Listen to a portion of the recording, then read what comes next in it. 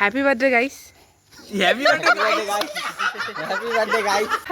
আমি পায়েল, চলো তোমাদের সঙ্গে ছোট্ট করে একটা ভিডিও শেয়ার করা যায়। সেদিন ছিল বৃহস্পতিবার, মানে লক্ষ্মীবার। আর বৃহস্পতিবার জানো তোমরা কি রকম কাজের চাপ থাকে, বিশেষ করে বউদের। অন্যান্য দিন যে পুজো করতে আমাদের আধা ঘন্টা লাগে, বৃহস্পতিবার কিন্তু এই পুজো করতে আমাদের 1 থেকে 1.5 ঘন্টা লেগে যায়। তাই কিন্তু সকালবেলা ঘুম থেকে উঠে স্নান করে চলে এসেছি পুজো দিতে। এই তো আমার সুন্দর করে পুজো দেওয়া হয়ে গেছে, আর আমার পাঁচালি পড়াও কিন্তু হয়ে গেছে। তো পুজো দেওয়া শেষ করে আমার ঘরে বারান্দায় এসেছিলাম। আমি এসে দেখি এত সুন্দর একটা বিড়াল, এত হেলদি, মানে দেখলেই মনে হয় কি কোলে নেই। দুঃখের বিষয় দুটো, এক তো সে অনেক দূরে ছিল, দ্বিতীয়ত আমি ওদেরকে দেখে ভয় পাই। তারপরে কিন্তু চলে আসি নিচে, আর আমার কিন্তু পুজো শেষ করতে করতে 11টা বেজে গেছিল। এত বেলা হওয়ার জন্য কিন্তু আমার প্রচন্ড পরিমাণে খিদে পেয়ে গেছে, শুধু আমার না, আমার বড়রও খিদে পেয়ে গেছিল। তাই জন্য আমরা পাশেই দোকান থেকে কিন্তু পুরি নিয়ে আসি, আর এনে দুজনে খেয়ে নিই। আর বাড়িতে যেহেতু আমরা 3 জনই ছিলাম, আমার বর, আমি আর ভাই কিন্তু সকালবেলা ম্যাগি বানিয়ে খেয়ে চলে গেছে, আর আমরা দুজন এখন পুরি খেয়ে নিচ্ছি। আর সত্যি বলতে সকাল সকাল আমার এসব একদমই পোষায় না। আমি সকালবেলা একটু ভাত খাবো, আমার শান্তি লাগে। যেহেতু আমার কাছে আর কোনো উপায় ছিল না, তাই আমাকে খেতেই হয়েছে। তবে সেদিনে পুরিগুলো কিন্তু ভালো ছিল, আর তরকারিটা দেখতে একটু কালো কালো হলো, তরকারিটা খেতে কিন্তু দারুণ ছিল। তারপরে আমরা রেডি হয়ে দুজনে কিন্তু বেরিয়ে পড়ি বাজারে যাওয়ার জন্য। ঘরে যেহেতু সেরকম কোনো সবজি ছিল না বানানোর জন্য, সেই সবজি আর মাছ মাংস যেটা খাবো সেটাই নিয়ে আসার জন্য কিন্তু আমরা গেছিলাম। আর জানো তো, মা আর বাবা বাড়িতে না থাকলে আমার একটাই প্রবলেম হয়, কি রান্না করবো আমি বুঝতে পারি না। এই সমস্যাটা আমার প্রত্যেক বাড়ি হয় যখনই মা বাবা কোথাও যায়। আমাদের বাজারে যেতে যেহেতু অনেকটা লেট হয়ে যায়, যার কারণে আমরা কোনো ভালো মাছ পাই না, মানে যেগুলো আমরা খাই সেগুলো আমরা পাইনি। তাই বাধ্য হয়ে আমাদেরকে শুধু সবজি নিয়ে বাড়ি ফিরে আসতে হয়। তো আর কি, বাড়িতে এসে কিন্তু প্রথমে রান্না বসিয়ে দিয়েছিলাম। করেছি কিন্তু উচ্ছে ভাজা, আর একটা কিন্তু চচ্চড়ি করেছিলাম, যার মধ্যে ছিল ফুলকপি, ডাঁটা, বেগুন, আলু এইসব। শীতকালে কালো জিরে ফোড়নে দিয়ে এই চচ্চড়িটা খেতে এত